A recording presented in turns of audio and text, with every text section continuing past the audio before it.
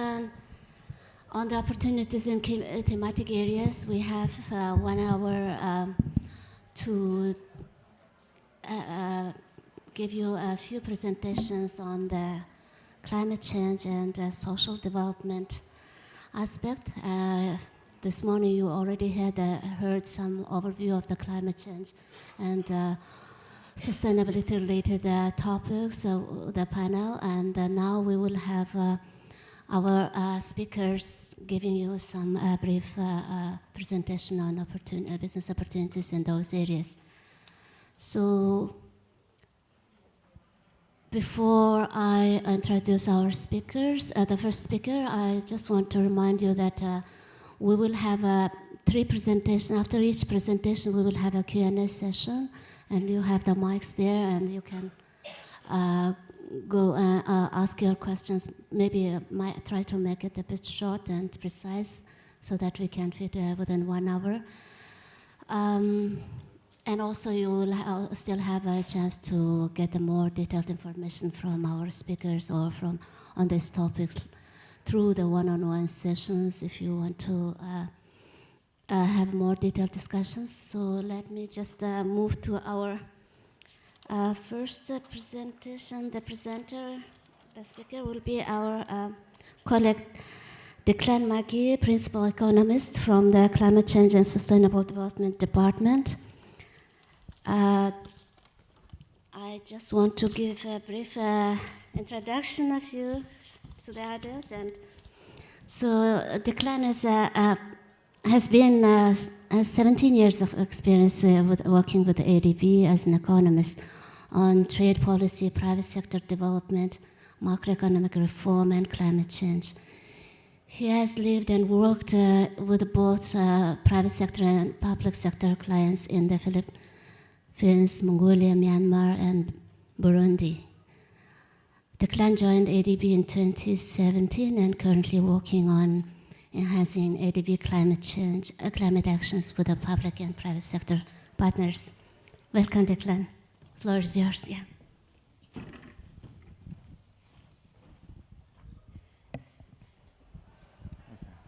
Good morning, everyone.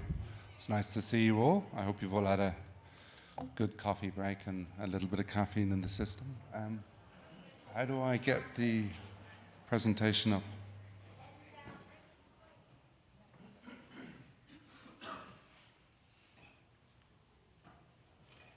So just while we're getting the presentation up, just to maybe, as Mart said, my name is Declan Magee. I'm an economist working in the climate change space. I've only been working on climate change for about a year, so I wouldn't consider myself a climate change expert by any stretch of the imagination. But I think maybe what I would say ADB is trying to do is we're trying to marry technical climate expertise with operational and country level expertise. So trying to understand how we can take a really, really strong understanding of technical climate change issues, the science and so on, and marry that with things that make sense at a country level. So what you're seeing in ADB at the moment happening is we are bringing in a lot of technical expertise on climate change, but as I said, we're trying to marry that with operational people who've got operational and country level experience. Broadly in the presentation, I wanted to cover 2 things. First of all, I did want to set the scene a little bit. Now, some of you will have already heard from Noelle this morning, and so I will be sort of touching probably on some of the points that she made as well. But I do think it's really, really important to sort of reiterate some of them because there's a lot of change happening. And there's a lot of things that will change and happen over the course of this decade. And then the second thing is I will put up sort of 5 project examples where there are either ongoing or upcoming procurement opportunities. That's only 5. Obviously, I can't be comprehensive, so it's just a very small flavor of what is going on. There's obviously a lot more going on out there. But what I'll try, hopefully that'll give you a flavor, and I hope it inspires you then to go and have a look and see what else is happening. And I'm more than happy myself to make myself available if anyone wants to follow up. Oh yeah. So we'll get the presentation up now.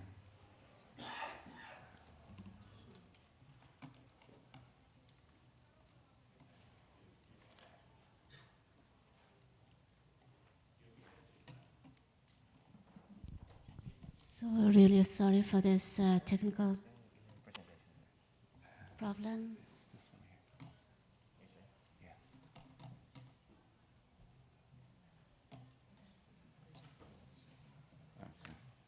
So do I need to?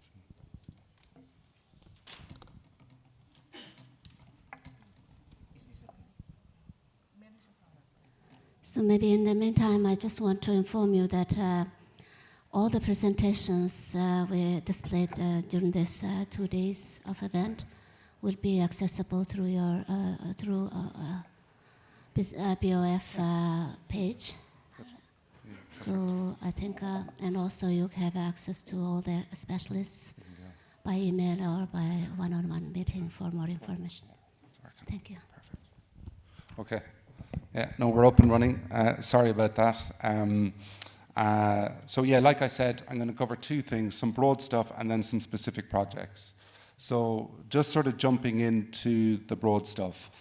There's a lot going on in this slide, so don't worry, I'm not going to walk you through every single part of this. That would take too much time. And I suppose the point we're trying to make here is, again, many of you will be familiar with this, but what this shows is just the impact from some disasters in the Asian Pacific region for ADB's developing member countries.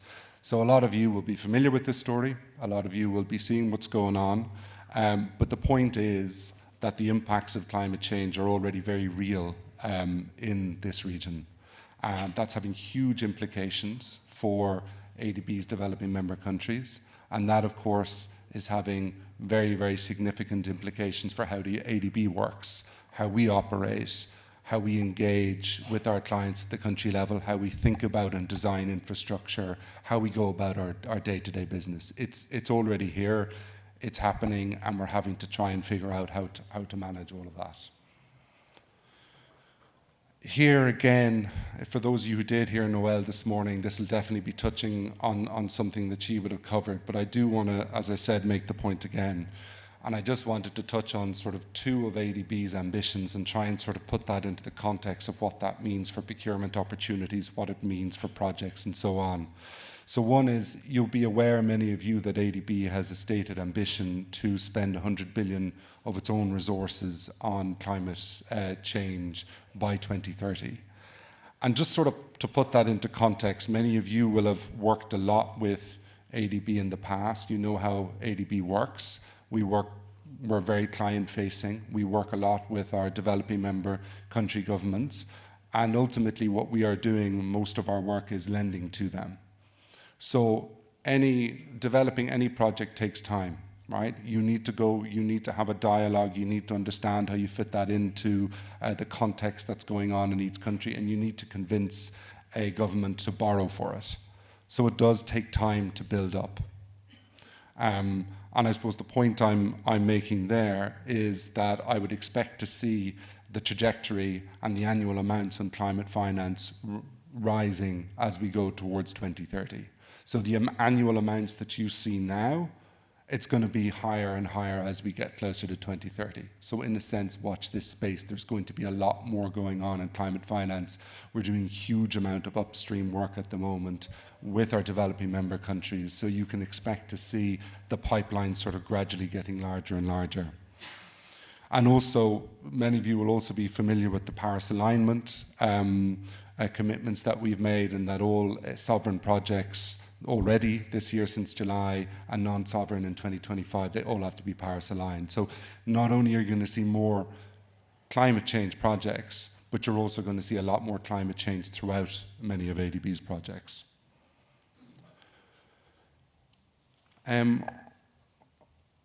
One other thing just to sort of reflect on before I jump into sort of specific projects is, again, many of you will know this, but we know that climate change touches on, you know, every part of this region and most parts of every economy of the DMCs that we're dealing with.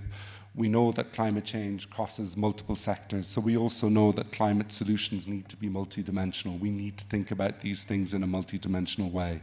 That's not a new concept, of course, but it is really, really, really important to think about that in the context of climate change. And I've just tried to put a bit of a slide here that we've used from our climate change action plans preparation of sort of bringing some of these things together. But what I suppose I would also say, and one of the messages I think is really important to the group of people that are here today, is there's a lot going on that we also don't know. There are a lot of solutions that haven't been designed yet. There's a lot of climate impacts that we haven't fully understood or fully seen yet, or can we even start to be in a position to adapt to. So where we are dealing with quite a significant amount of uncertainty, you saw that second slide that I put up, but that's going to require a lot of flexibility. It's going to require more iterative approaches. It's going to require learning, adapting, bringing in new innovations and identifying new solutions. And of course, that's not going to happen within the walls of this building here, right? A lot of that is going to come from the private sector, from all of you, from lots of different parts of people working on climate change. And so from our side, I suppose what I'm really, really hoping for is that we can really, really work closely with the private sector over the coming years and be quite creative and innovative about how we approach solutions, that we can be open to new ideas. And that's very much how ADB is taking this. There's a lot going on and there's a lot happening that of course we can't yet get ourselves around. So I really hope that we'll have the chance to sort of work with many of you in that respect as well. Now let me turn to then some of the specific project examples. Like I said, I'm not going comprehensive. I'm only putting 5 up here and I'll go through them relatively briefly. But it gives you a little bit of a flavour of some things that are up there, but I really encourage you to research more. So starting in Bangladesh. So this is a recently approved project just in September, Climate and Disaster Resilient Small-Scale Water Resources Management Project. And it covers water resources in infrastructure, agribusiness, as well as innovative elements such as pump pipe irrigation systems, nature-based solutions, and using drones for surveys and crop monitoring. So quite a significant amount of innovation sort of coming through in this project. I think I can see some of you taking photos. I do understand that you'll have access to the full pack. And I won't go through every line because I won't have the time without squeezing other speakers. Here I've just sort of put up, again, sorry, it's very listy, but I'm more thinking that this is a useful resource for you to take away and look at after the session as well. So I put out the key experts that are currently there, the key activities, to give you a sense of what's there. And then on the right of the slide, I've also put a link to where you can find the project documents. So as I said, I'm not going to go through this, but it's an interesting example of a recent project that's been approved. Staying in South Asia and looking at India. So at first glance, it doesn't look like maybe it will be a climate change project, but again, there's a very specific reason why I put this out here. So it's an early childhood development project. The reason why I put this up here is it's about looking at climate resilient services, right? So it's looking at a specific sector, and it's looking at how do you make the facilities and the services in that specific sector climate resilient. And that's obviously very important. ADB doesn't just work on climate change. We work with our developing member countries to help them meet their development priorities, which are numerous. Now, we also know that those development priorities are now pretty much unanimously affected by climate change. So thinking about how you provide those services in a climate resilient way is critical. And that's going to be also something that you will see coming out through a lot of projects. You'll have seen that coming out already. But that's why I wanted to draw this project up here, and I think it's sort of an important takeaway from the climate change work.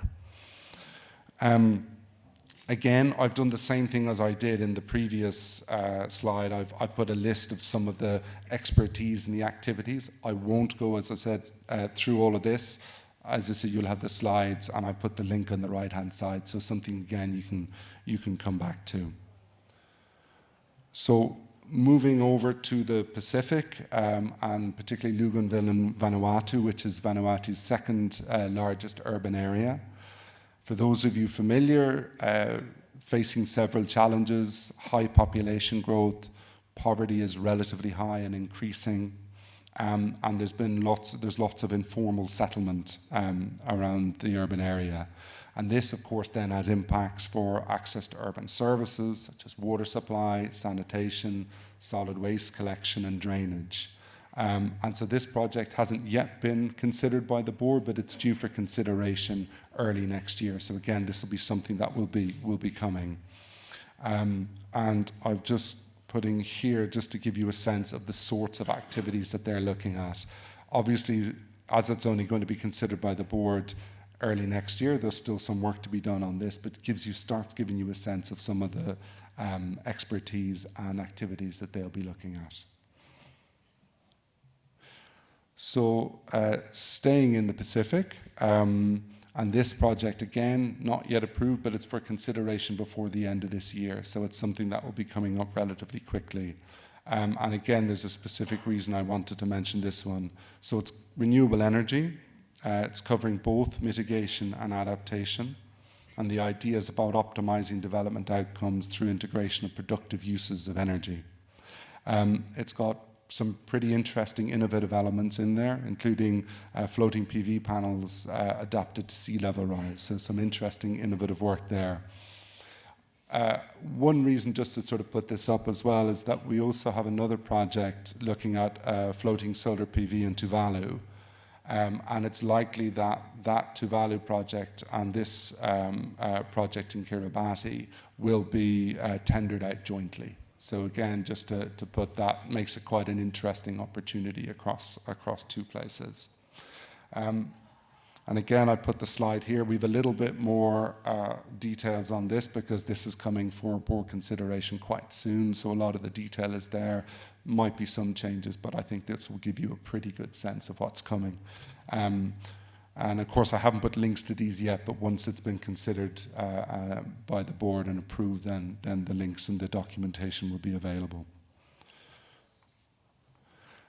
And then touching on the final project, again, one I think that's quite interesting, going into our Central and West Asia region. This was actually approved back in 2021, but the reason I'm flagging it here is that there was an update to the procurement plan just done in September. So the procurement plan has been updated. And I think you'll all be aware, I'm sure, that the procurement plans are available on the ADB website. If you go to the list of documents, the procurement plans are available there. And in the next slide, I have a link to where those documents can be found. But this is a landslide risk management project aimed at reducing the exposure and vulnerability of communities to landslide measures. Particularly interested in this project because it's the sort of project that has a lot of relevance if you look across the region. So particularly if you look at the ADB developing member countries that are mountainous, particularly in the Hindu Kush Himalayas, for example. Many of you will have probably seen some of the data around how fast the ice is melting in the Himalayas, and that's going to have huge implications then for hazard exposure for communities, infrastructure, urban areas, and so on and so forth in the Hindu Kush Himalayas. And of course, that'll have a big impact as well on landslide risk. And of course, there's a lot of expertise around on landslide risk and lots of examples of how that's been managed well and not so well. So again, a big issue coming up. Like I mentioned, the project was approved in 2021, so some contracts have been awarded, including the project implementation consultants. But there are some remaining interesting procurement opportunities, including the civil works for landslide mitigation and the installation of landslide monitoring system for early warning. So some interesting stuff coming to play there, and I think it's well worth checking out. I'm just going to conclude now and sort of pass on to my next speaker, but just to sort of reinforce a few things. I suppose what I hope I've left you with a sense of is that there is a lot happening in this space, and I would expect to see more and more of that happen as we get closer to the end of the decade. And there's a lot that hasn't been solved. There's a lot that we don't know, and I think all of you have an absolutely critical role to play, and I hope that that's something that we can find partnerships with you on from the ADB side. I've left my email contact there, and I'm more than happy for any of you to reach out if there's anything I can specifically help with, or if there's colleagues that are technical experts in a particular area, or a project officer or a lead or things. I'm more than happy to try and do what I can to help. So thank you very much, and yeah. Thank you, Declan, for sharing this interesting climate change projects from different sectors, so which are under implementation and still some under processing. So now I want to open the floor for questions. If you have any questions to Declan or for what you heard now. So there are 2 mics in the audience, so please raise your hand, and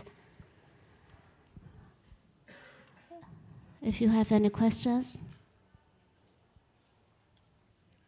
Yeah, or you can, we can also, you can come back later or approach Declan as well separately. But then we will, if there is no question, we will move to our second speaker, Meredith Wyse. She is our Senior Social Development Specialist from Aging and Care Human and Social Development Sector Group. She has nearly 20 years experience working with in the Asia-Pacific region on issues related to adaptations to population aging and older persons, working on programs related to social protection, human community development, health and care, and humanitarian response. She supports ADB's technical assistance programs and projects related to the development of long-term care services and systems across diverse regions in Asia and the Pacific countries. So, Meredith, welcome. The floor is yours. So we will have this about 15-minute presentation, again followed up with a Q&A session. Okay, thank you so much. Good morning all. 15 minutes for the most exciting topic within ADB, social development. So thank you for that kind introduction. What I will do, I'll just give an overview of really as how we in ADB integrate social development across our portfolio, and then spend a bit of time to highlight some of the key trends that we see coming up, that we see there'll be more opportunities emerging in the area, and where we're really looking for knowledge, technical expertise, regional learning in these key areas in this very fast changing world.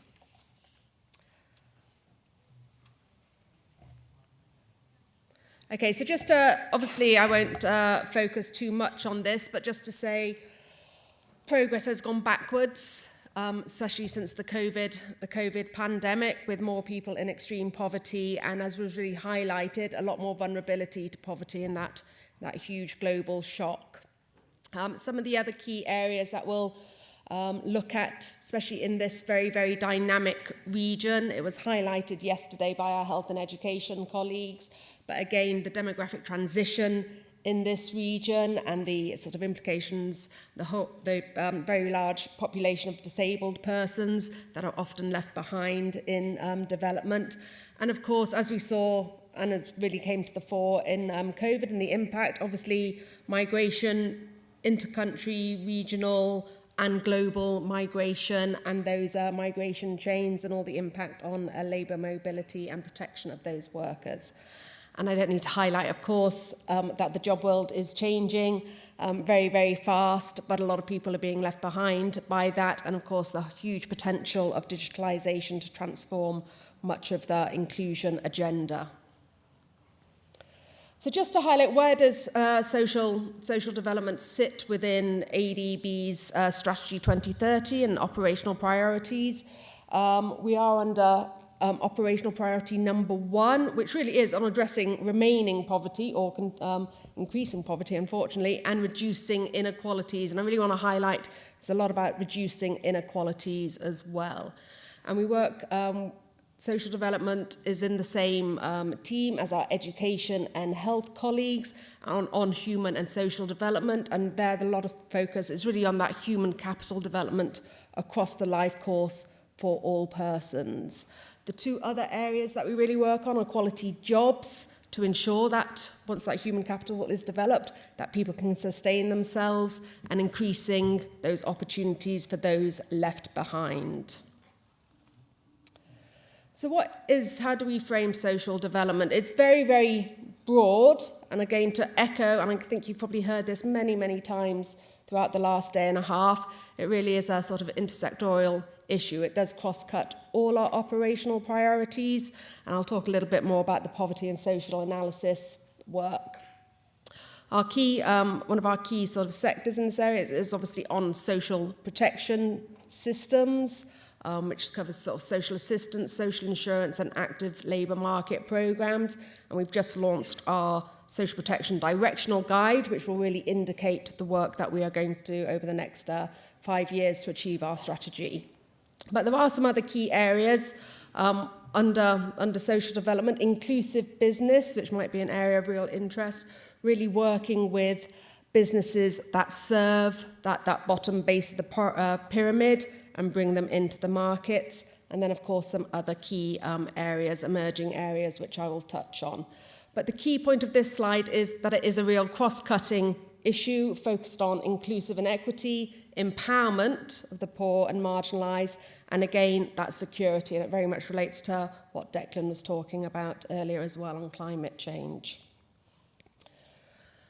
So obviously, to inform any of the work that ADB does and any of the projects, a key component is on that poverty and social analysis, which is done upfront at that project conceptualisation, because of course we need to understand what is the impact, what's the issue that's there, and what's going to be the impact of our project. So again, in terms of where we're really looking for support from many of you is really on very innovative or good analytical tools that really show the understanding of who is being left behind and what are the barriers and challenges that they're facing, and then collectively, how can we design our projects to make sure that these are not being left further behind, but are integrated and can benefit from the work. So it's a much, much stronger focus going forward on that Leave No One Behind agenda as highlighted in the SDGs. So that is cross-cutting across all of our work, so it doesn't matter which sector, but really start with that poverty and social analysis to be included in that. In terms of the sector, in terms of the social protection sector, like I said, we've just launched our new directional guide, and this is an increasing area, an increasing pipeline in social protection for ADB.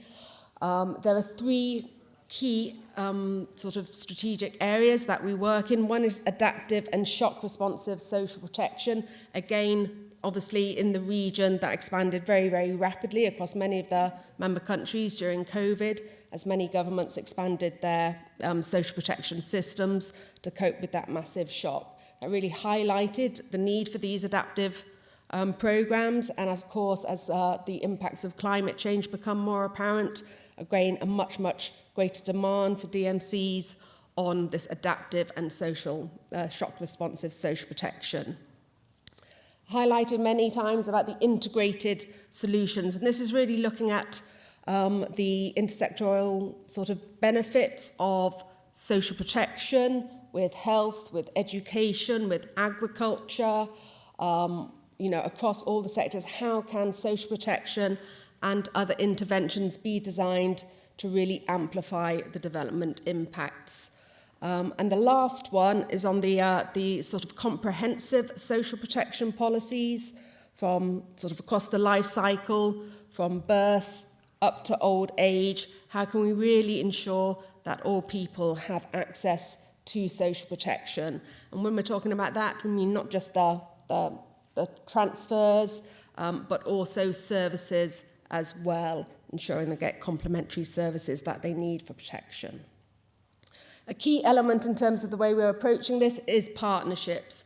And we are looking for partners who can bring in evidence, good design, learnings, regional learnings, and knowledge from different DMCs and in other regions to really help us design these programs effectively. Just a couple of last points to sort of highlight.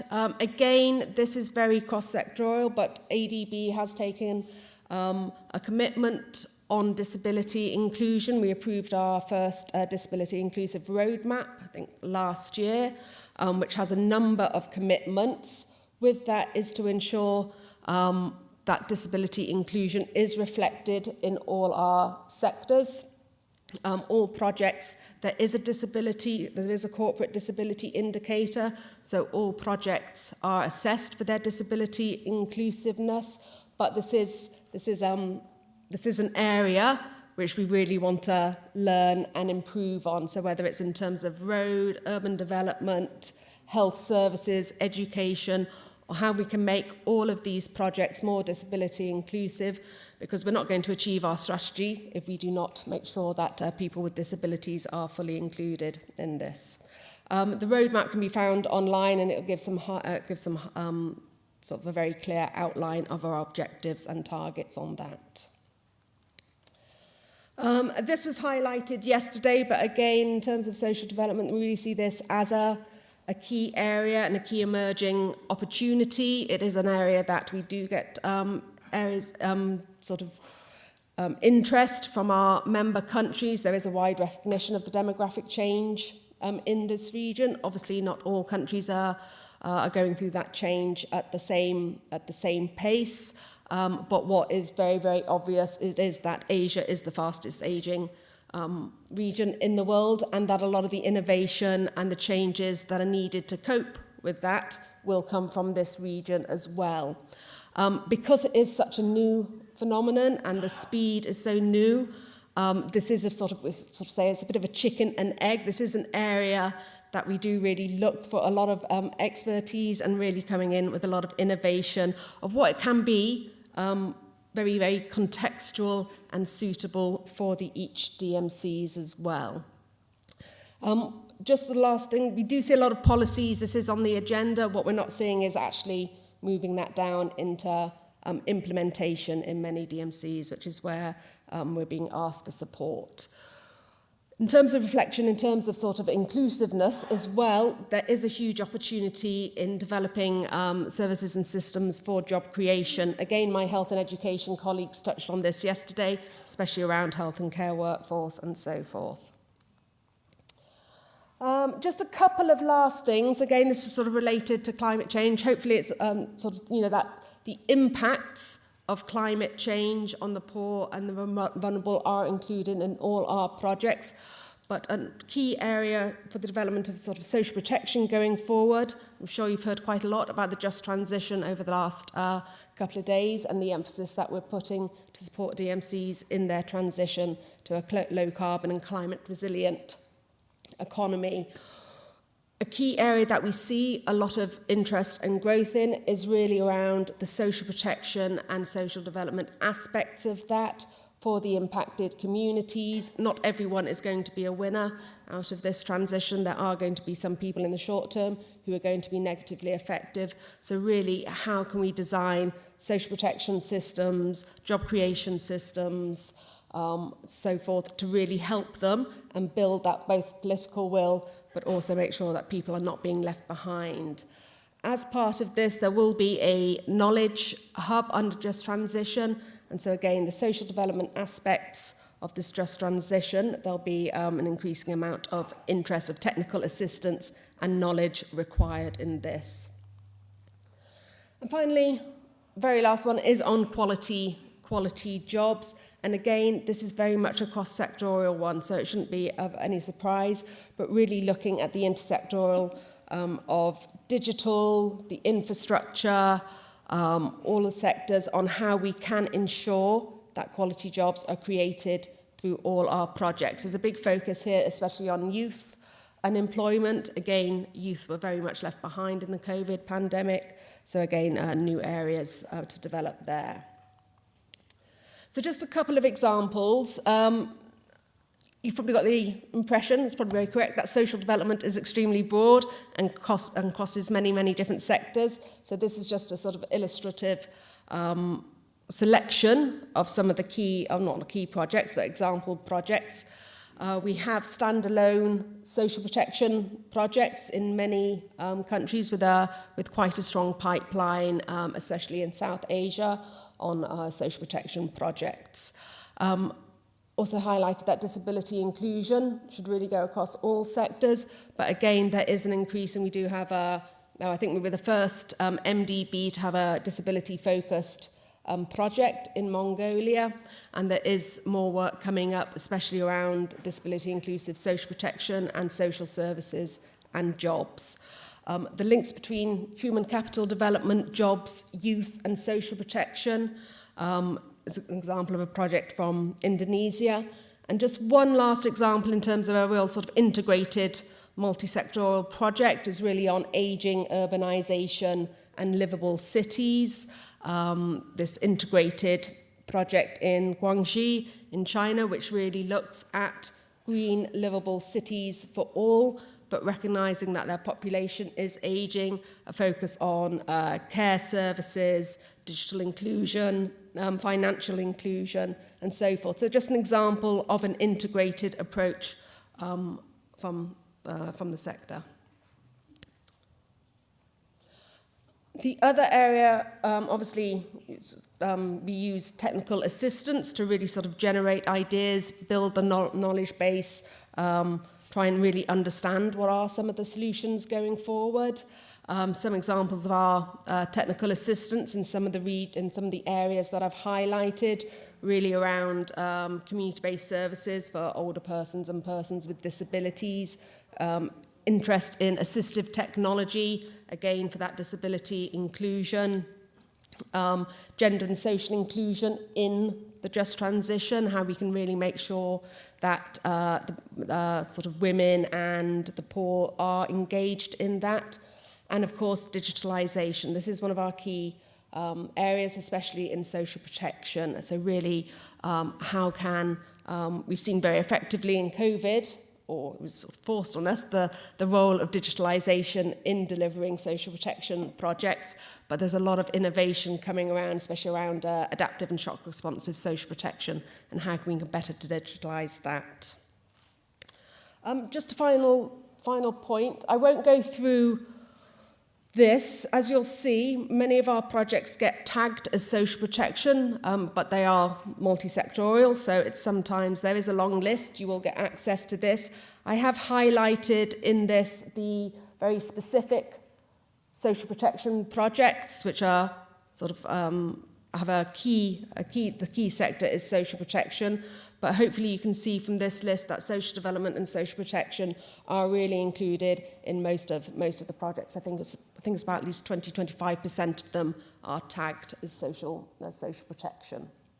Okay, 15 minutes, I'll stop there. Thank you very much. Thank you, Meredith. It was very timely.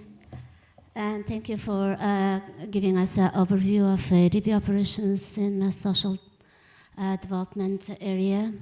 So floor is open for questions.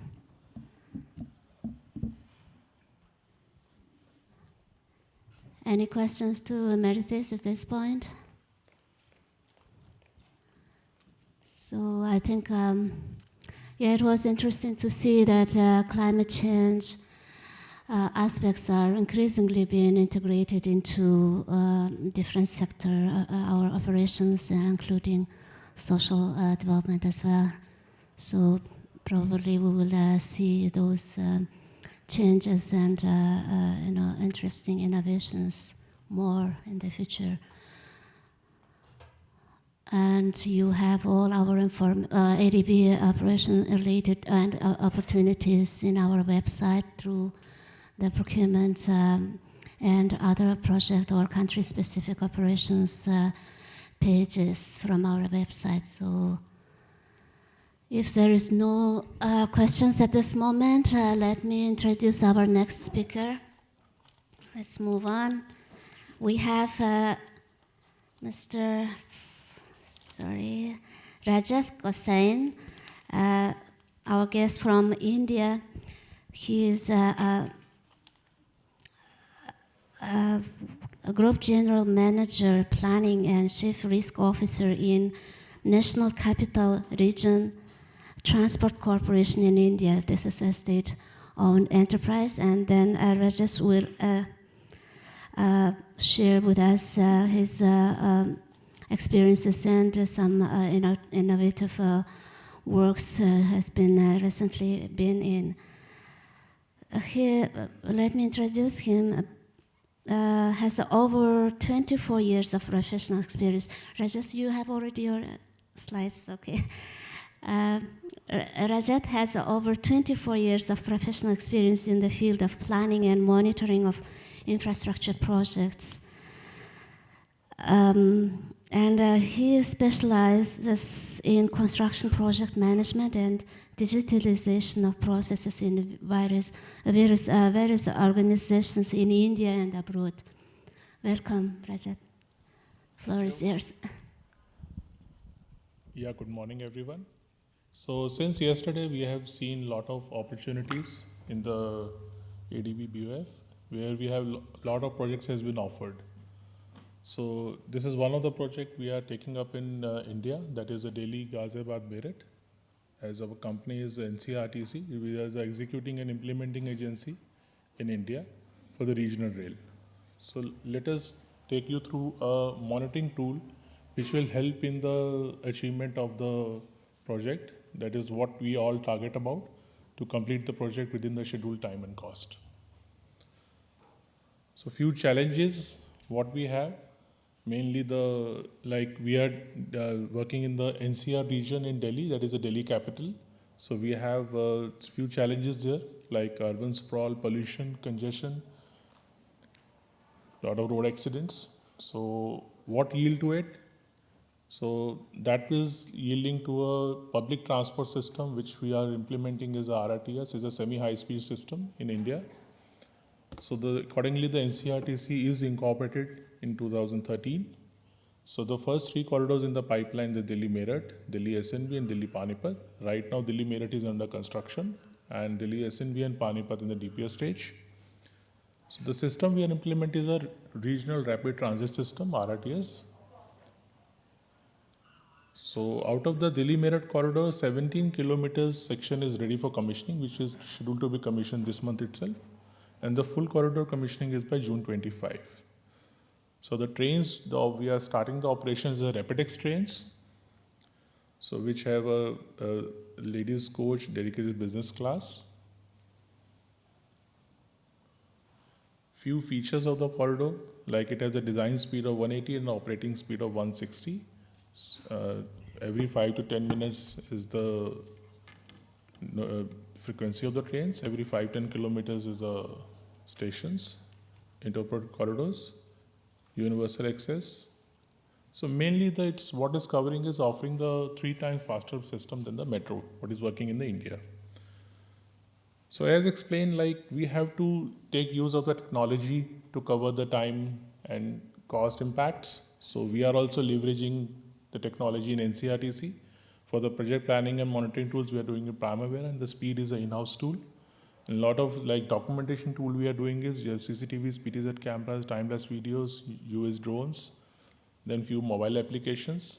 Then we are extensively using on the BIM platform with the help of common data environment, and then with the AR/VR technology. So today I'm covering about speed in detail. So what is the objective behind developing a new tool?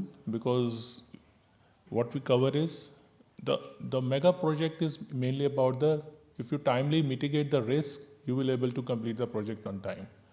So the identification and mitigation of the potential risk, and the available tools in the market are most from the contractor or detailed perspective. So we just want to prepare a tool from an owner perspective, or the consultants like the general consultants, engineers, supervision consultants, which might of you may be playing those roles. So it's a customized module-based, enhanced collaboration. It's help in decision making. So a lot of insights being given by the tool, which helps in the timely decision making to complete the project as per schedule. So speed is all about systematic program evaluation, efficient delivery of the projects. So important project aspects all covered, pre-construction, construction, that will cover in the detail. Integration with a third-party tool, can be customized for buildings, highways, infrastructure, any kind of project. Usability, easy to use. It's a very, you don't need any specific trainings for that. It's very easy to working, easy to use with the mobile applications catered to project owner perspective. So a few modules what we cover in the speeds are pre-construction, construction, quality safety, cost monitoring, review meeting, progress report, dashboard, and ESS. Let me just give a brief about those. Pre-construction is mainly about the activities what we cover before the start of the main construction, like the land and utilities. So in which this module brings a lot of transparency, measurement details, proper monitoring can be done.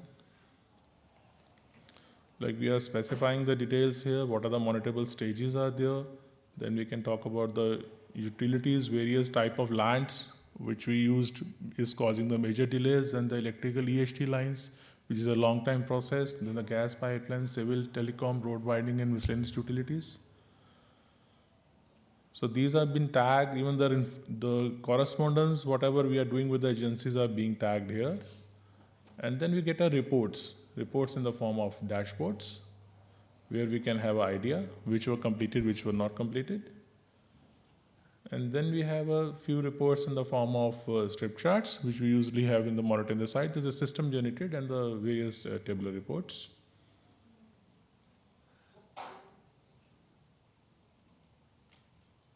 Then we have a construction module. Mainly the construction module is developed on the based on work breakdown structure. It's based on the type of the project. You can define the work breakdown structure. Maybe like it's a elevated or underground metro project, or even the building project, or a railway project, or a highway project. Depending on that, the work breakdown structure can be defined. And few attributes like type of corridors, stages, departments, those locations can be divided into. And this is a typical work breakdown structure for a metro or RRTS corridor project. Then we have a various attributes which can use for the filtering part. Those can be defined, even the organization structures. And then we have a reports part, which is mainly it's all about, in the organization, it's a single source of information. So it's a updated on the field, created once, and then the field offices keep on updated, and the corporate office or management can review the reports.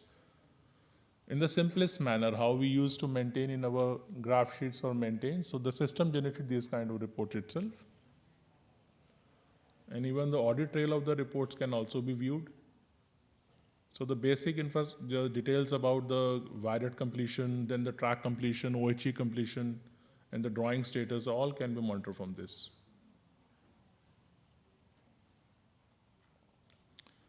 And the other aspect is, it is not manually operated. Like you don't have to update it on the regular basis. It is driven by the processes. Like we have a request for inspection, which is being monitored by the consultants, supervision consultants. Those can immediately click on the RFI status, contractors can raise those, engineers can attend it, and the system is updated automatically. So it's a system driven. So activities are updated. Then we have a quality safety environment. So a lot of data has been generated. There are quality inspections are there, even the raising of non-conformities. Then the observations are being tracked.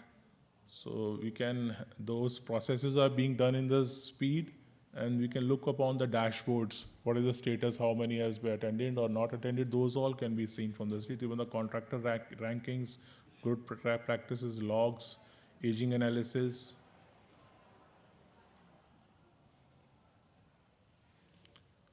Similar kind of dashboards we have in the safety part. And then the environment part, where we are totally monitoring what is happening during the construction stages.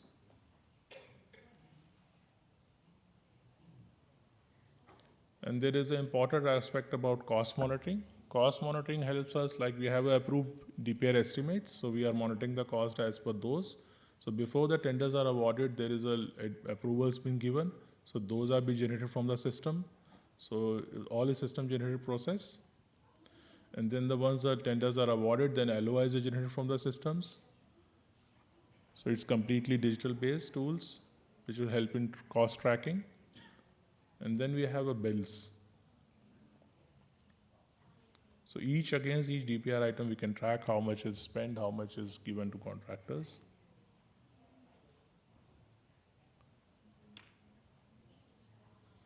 Then we have an important module called review meeting. So what we have designed is we are not releasing any kind of emails or a hard copies of agendas, and not just all system is on the online base.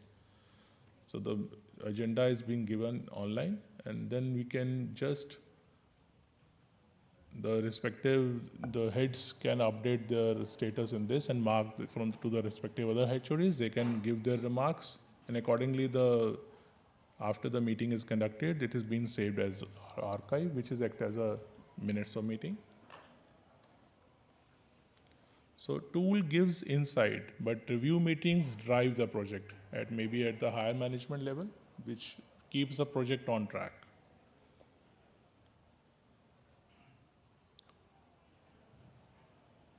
Then we have various progress reports, weekly, monthly. And the important aspect, because the complex projects have interface builds, like the civil gives to track gives to traction, and SNT, various departments are involved. So that all is being driven through the speed.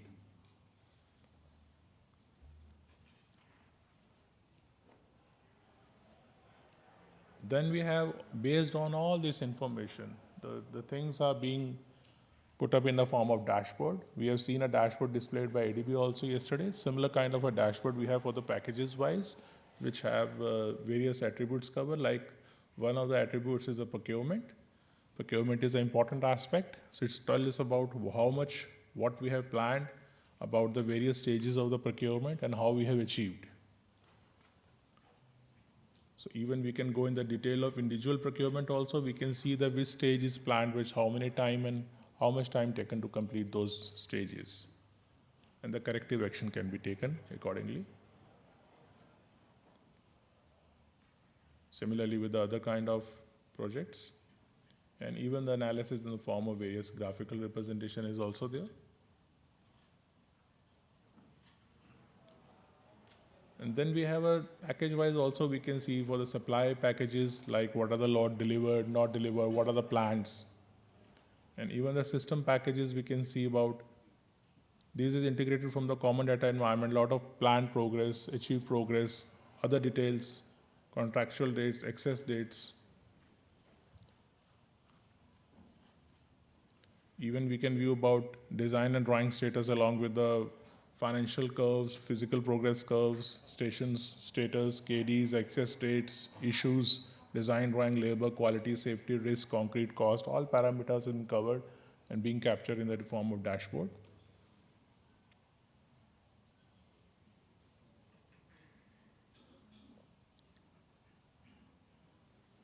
And then we have a ESS module which covers all part of the organization staff related issues. Everything is covered in the digital mode.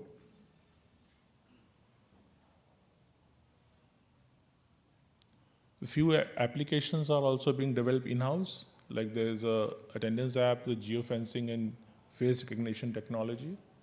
And then there is a QC app which talk about the processes happening on the site, the various inspections and compliance is given.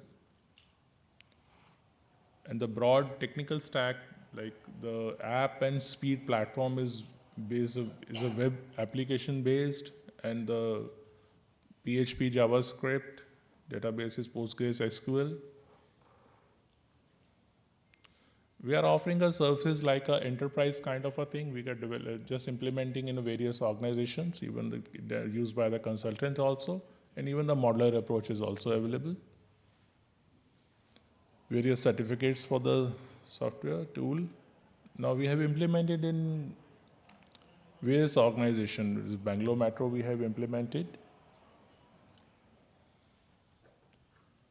which talk about the similar status what we have in Delhi Meredith. We have implemented in Central Vista for a building project, giving the glimpse of the structure.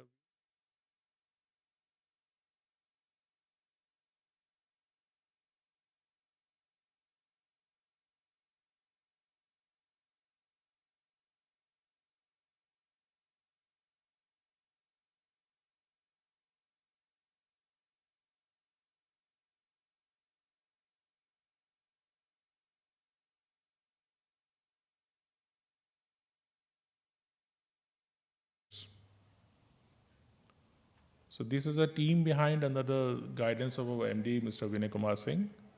The IT team and planning team put together and developed this tool in-house.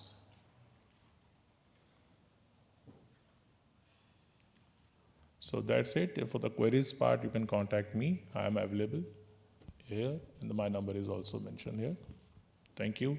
Completing on time as per the allocated 30 minutes. Thank you.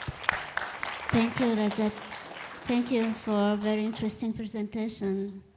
This is what I understood, the project, the tool using the technology for effective project management in your organization, right? So it was also used in other agencies as well effectively.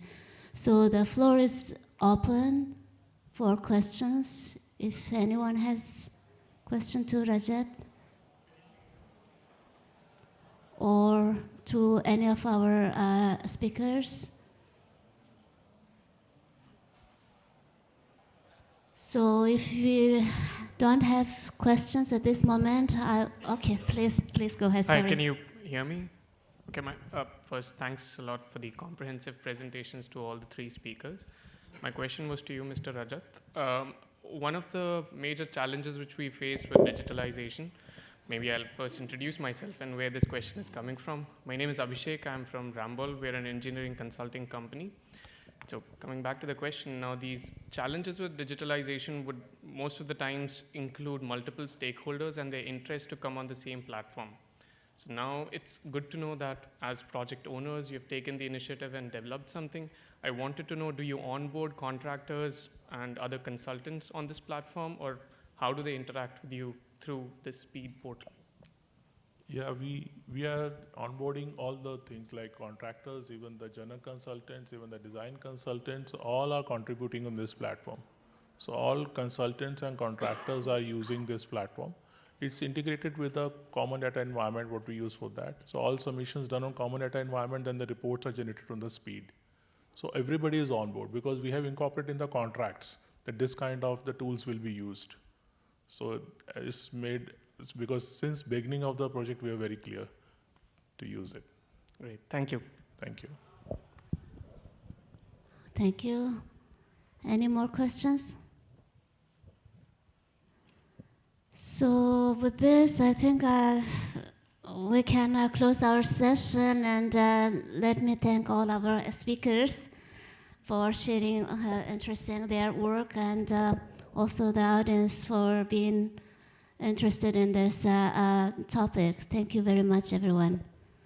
So the session is closed.